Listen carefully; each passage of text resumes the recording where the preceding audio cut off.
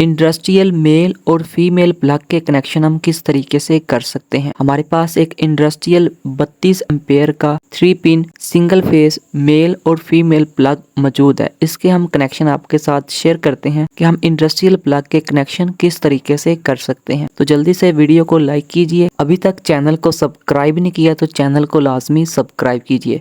तो चलते हैं वीडियो की तरफ। तो हमारे पास एक स्पेशल किस्म का सिंगल फेस 3 पिन 32 एम्पेयर का industrial male and female plug मौजूद है। इसके कनेक्शन हम आपको करके दिखाते हैं मुकम्मल प्रैक्टिकल के साथ।